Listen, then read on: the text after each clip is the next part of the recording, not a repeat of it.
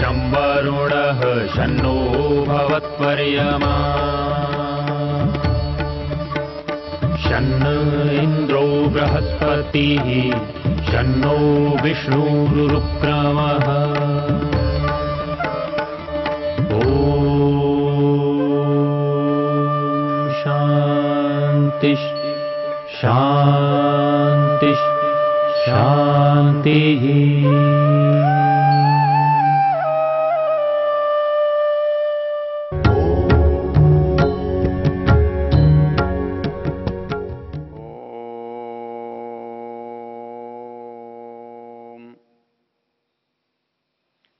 यह वेद ज्ञान का प्रसंग है। हम वेद मंत्रों के अर्थों की चर्चा कर रहे हैं। वेद परमेश्वर ने मनुष्य के लिए दिए हैं, तो उसमें मनुष्य के लिए आवश्यक ज्ञान और आवश्यक कर्तव्यों का निर्देश भी मिलता है। ये मिलना चाहिए, ये स्वाभाविक है। हम ऋग्वेद के 10वें मंडल के 34वें सूक्त की चर्चा कर रहे हैं। ये बड़ा प्रसिद्ध सूक्त है। इस सूक्त का नाम अक्ष सूक्त है और इसके मंत्रों का ऋषि ऐलूष है और इसका देवता कुछ मंत्रों का अक्षकितव है और अक्षकितव प्रशंसा और अक्षकितव निंदा। इसमें रोचक जो तथ्य है वो ये है, हमारे अंदर जो एक इच्छाएं हैं, वो इच्छाएं हमारे मन से चलती हैं और मन उन इच्छाओं को पूरा करना चाहता है। मन उन इच्छाओं को पूरा करने के लिए बहुत सामर्थ्य लगाता है, बड़ी प्रबलता से करता है वो, क्योंकि मन को अच्छा लगता है। तो इस सूक्त का जो विचार बिंदु था, उसको अब यदि हम देखेंगे तो एक बात पाएंगे कि हम सोचते हैं जुआ आज खेला जाता है या जुआ पहले भी खेला जाता था। कुछ लोग निर्णय करते हैं तब ऐसा निर्णय देने लगते हैं, देखो जी वेद में जुए का वर्णन है तो वेद काल में जुआ खेला जाता था। या वेद में दूसरे कामों का वर्णन है, चोरी का है तो वेद के समय में चोरी होती थी। ये जो सोच है ये एक गड़बड़ सोच है। वास्तव में मनुष्य की जो प्रवृत्तियां हैं वो सदा से ही रही हैं और सदा रहेंगी, क्योंकि मनुष्य की जो प्रवृत्ति है वो शाश्वत है। तो उस प्रवृत्तियों का दोनों तरफ झुकाव रहता है। वो प्रवृत्ति अच्छी भी होती हैं और वो प्रवृत्तियां बुरी भी होती हैं। इसलिए यदि अच्छी की चर्चा वेद में है तो स्वाभाविक रूप से बुरे की चर्चा भी होगी, क्योंकि वो दोनों सदा साथ साथ रहने वाली चीज हैं, शाश्वत रहने वाली चीज है। मन के साथ वो कितनी स्वाभाविक और कितनी वेगवान हैं, वो उन धारणाओं को हम जब देखते हैं तो मंत्र है प्रावेपामा बृहतो मादयन्ति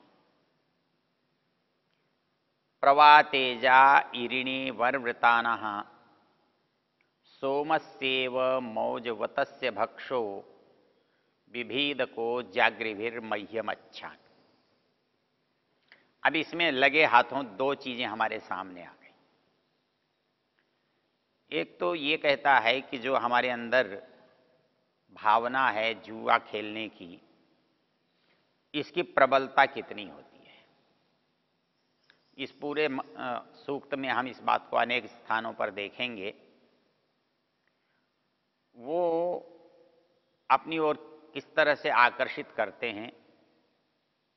प्रावेपामा बृहतो मादयंती, कहता है कि ये जो जुए के पासे हैं ये मुझे मदोन्मत्त कर देते हैं। इनका जो कंपन है, इनकी जो गति है, इनका हिलना है, मानो यही मेरे अंदर उत्साह और आकर्षण पैदा करने के लिए बहुत है। अब यहां सोचने की बात क्या है, मनुष्य बुराई क्यों करता है? सामान्य रूप से जब हम कहते हैं ये बुरा है तो उसे मनुष्य को नहीं करना चाहिए, क्योंकि कोई भी बुरी चीज जिससे हानि होती हो वो बुरी कही जाती है, और जिससे हानि होती है वो मनुष्य क्यों करेगा? इसके पीछे जो कारण है वो मुख्य ये है कि कोई चीज करते समय कैसी लगती है और करने के बाद कैसी लगती है। ये अच्छाई और बुराई में बड़ा विचित्र अंतर है। और ये अंतर क्यों है? ये अंतर इसलिए है, जो मन की प्रवृत्ति से, मन की स्वाभाविक इच्छा से जो काम किया जाता है वो बुरा होता है, और जो आत्मा की इच्छा से किया जाता है वो अच्छा होता है। आत्मा के लिए, आत्मा की इच्छा से किया जाने वाला अच्छा होता है। इसमें अंतर क्या पड़ता है? काम दोनों मन को करने पड़ते हैं। एक मन का काम तो उसका अपना और स्वाभाविक है, एक दूसरा काम उसके मालिक का है, उसके स्वामी का है, उसकी इच्छा के विरुद्ध है। इसलिए यहां जो सोच है उसमें अंतर आ जाता है। हम यूं सोचते हैं कि एक व्यक्ति है वो बुरा क्यों करता है, उसे तो अच्छा ही करना चाहिए। वो अच्छा ही इसलिए नहीं कर सकता है कि वहां जो करने का साधन है उस साधन की प्रवृत्ति अलग है और स्वामी की प्रवृत्ति अलग है। वहां साधन की प्रवृत्ति भी वास्तव में साधन की अपनी नहीं है, वो तो जड़ होता है। लेकिन जब स्वामी साधन के अनुकूल चलने लगता है तो उसको चलने में सहजता दिखाई देती है, क्योंकि साधन उसी प्रकृति का होता है। और जब हम उससे विपरीत जाते हैं तो वो साधन कठिनाई अनुभव करता है और वो काम हमें कठिन लगने लगता है। वास्तव में उस काम की कठिनता या सरलता हम पर निर्भर नहीं करती, स्वामी पर निर्भर नहीं करती। ये बिल्कुल कुछ इस तरह से है जैसे हम किसी नौकर को रख लें, उसे काम बताएं, यदि काम नौकर की इच्छा के अनुसार है, मर्जी का है, तो बड़ी आसानी से हो जाएगा। लेकिन काम को यदि हम अपनी मर्जी से कराना चाहते हैं, अपनी इच्छा से कराना चाहते हैं, और सेवक की इच्छा वैसा करने की नहीं है, तो वही काम कठिन होने लगता है, जटिल होने लगता है। तो ये कठिनता और जटिलता ये स्वामी की अपेक्षा सेवक और साधन पर अधिक निर्भर करती है। ये कुछ ऐसे ही है, यदि तेज कुल्हाड़ी मिल जाए तो काटना आसान हो जाता है, और कुल्हाड़ी यदि धारदार न हुई, कुंठित हुई, तो काटना मुश्किल हो जाता है। तो हम समझते हैं ये मुश्किल कट रहा है, ये सरलता से कट रहा है। वो सरलता और कठिनता हम पर आरोपित हो जाती है, जबकि वास्तविकता है कि वो सरलता कठिनता साधन सापेक्ष है, साधन पर निर्भर करती है। तो वैसे ही मन की स्थिति भी है। जब हम कोई काम करते हैं और वो प्रकृति के निकट का होता है, प्रकृति के से जुड़ा होता है, प्रकृति के साधनों से होता है, तो मन को वो काम करना बहुत आसान लगता है, अच्छा भी लगता है। लेकिन यदि उनको छोड़ना पड़े, उनसे दूर जाना पड़े, उनसे उल्टा काम करना पड़े, तो मन को वो काम कठिन लगता है, इसलिए हमें भी वो काम कठिन लगता है। जो हमारी प्रवृत्तियां हैं इंद्रियों की, वो सांसारिकता की ओर होती हैं। वो हमारे जो पांचों इंद्रियों के विषय हैं, वो रूप है, रस है, गंध है, स्पर्श है, तो शब्द है। ये रूप, रस, गंध, स्पर्श और शब्द, ये पांचों विषय प्रकृति में रहते हैं, संसार में रहते हैं, दुनिया के हैं। तो मन से जब हम इन विषयों का अनुभव करते हैं, इन विषयों का सेवन करते हैं, तो ये कुछ स्वाभाविक सा लगता है कि ये अच्छे हैं, क्योंकि मन भौतिक है और ये विषय भी भौतिक है। मन इन्हीं से बना हुआ है, इसलिए मन की इसमें अनुकूलता अधिक होती है। और हमारा मन के साथ हम जुड़े हुए हैं, जब हम मन के अनुकूल चलते हुए होते हैं तो हमें वो काम बहुत आसान लगता है। जब हम मन से वही दूसरा काम कराते हैं तो मन को वो अनुकूल नहीं लगता है, इसलिए हमें भी वो काम कठिन लगता है। उसमें मन की स्वाभाविक प्रवृत्ति नहीं होती है।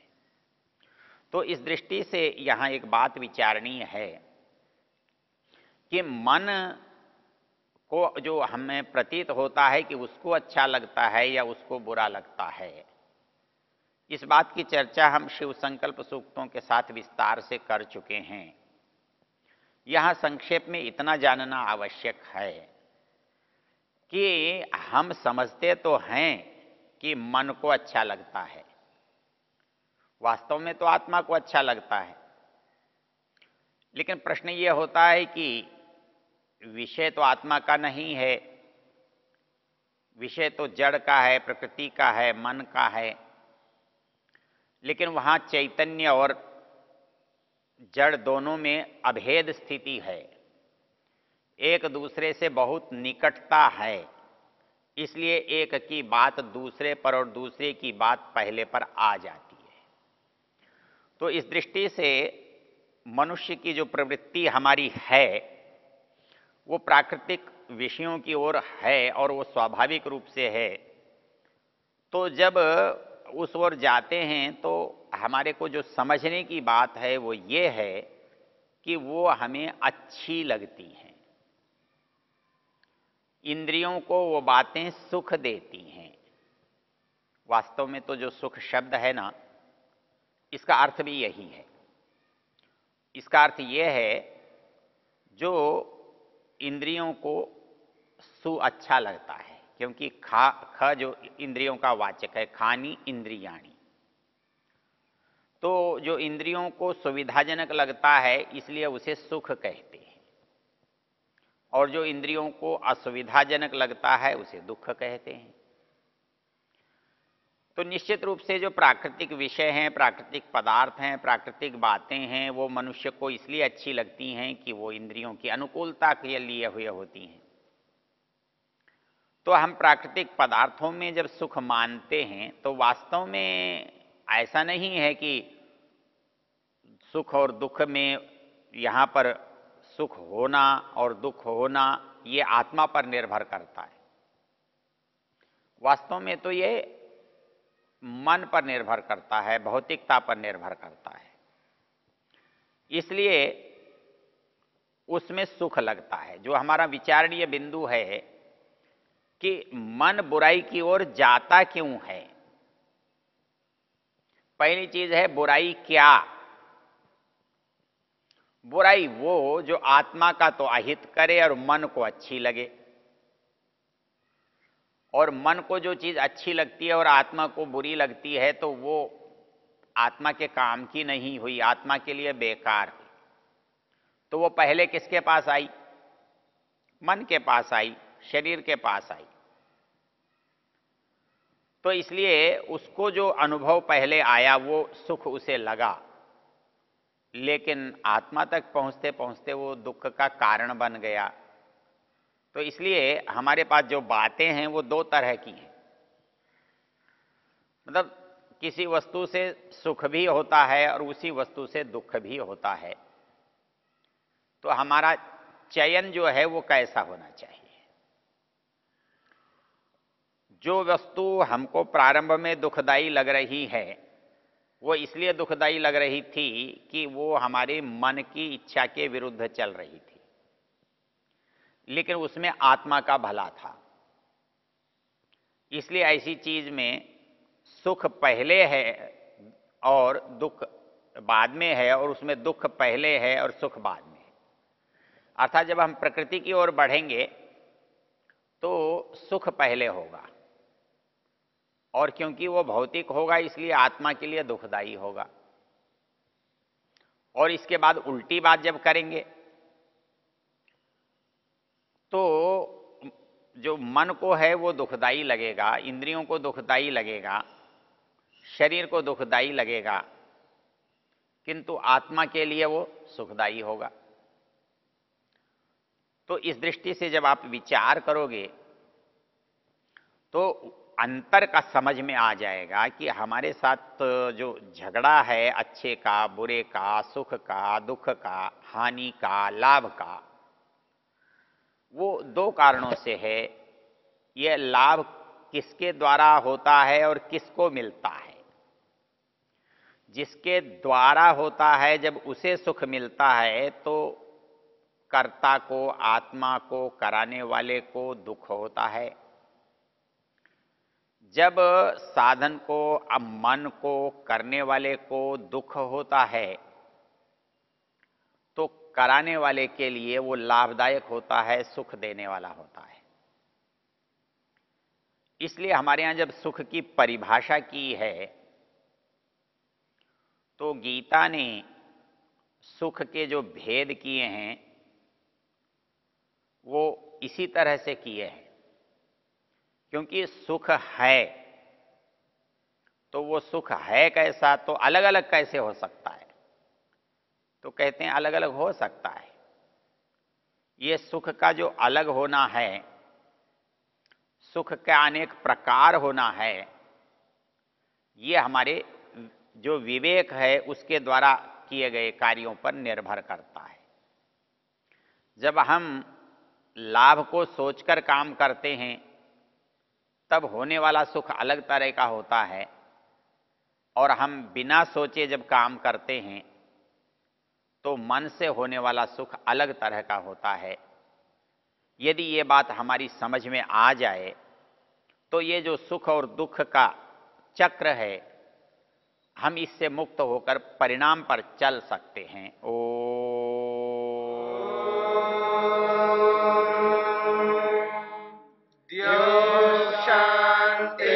शांतिरंतरिक्षं शांति पृथिवी शांतिरापः शांतिरोषधयः शांतिः वनस्पतयः शांतिर्विश्वे देवा शांतिर्ब्रह्म शांति सर्वं शांति।